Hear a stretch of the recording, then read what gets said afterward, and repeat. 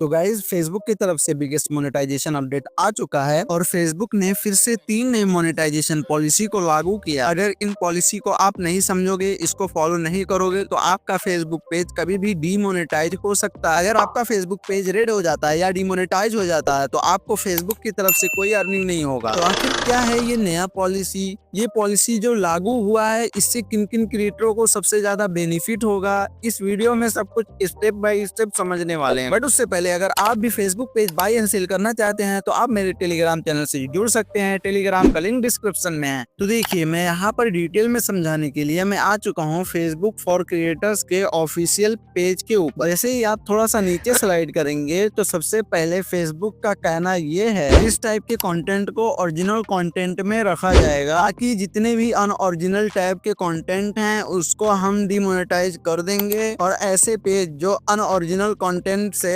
Authentic views ले रहे हैं उसको हम डिमोनेटाइज कर देंगे, जो कि फेसबुक ने ये यहाँ पे बताया है। तो इसके बारे में भी मैं आपको डिटेल में एक्सप्लेन करूंगा। सबसे पहले यहाँ पर फेसबुक का कहना है ऐसा कोई भी कंटेंट जिसपे आपका खुद का वॉइस हो या फिर ऐसा कोई कंटेंट जिसको आप यूनिक तरीके से पेश कर रहे हो या फिर रिप्रेजेंट कर रहे हो, उस कंटेंट को ओरिजिनल कंटेंट माना जाएगा। अगर आप वॉइस ओवर कर रहे हो या फिर किसी का फोटो या वीडियो लेकर के उसको यूनिक तरीके से रिप्रेजेंट कर रहे हो या फिर एडिटिंग कर रहे हो तो उसको ओरिजिनल कंटेंट माना जाएगा। उसके बाद फेसबुक का यहाँ पे साफ साफ कहना है कि वैसे कंटेंट को हम मोनेटाइज करेंगे जो ओरिजिनल कैटेगरी के अंदर आएगा, जिसमें आपका खुद का एंगेजिंग वॉइस हो, जिस कंटेंट को आप रिप्रेजेंट कर रहे हो या फिर उस कंटेंट को आपने बनाया हो या फिर उस कंटेंट में आप खुद शामिल हो, उस टाइप के कंटेंट को अब हम मोनेटाइज करेंगे। वरना आप कहीं से भी वीडियो उठा लोगे या फिर कुछ भी कर दोगे तो उस टाइप के कंटेंट को अब हम मोनेटाइज नहीं करेंगे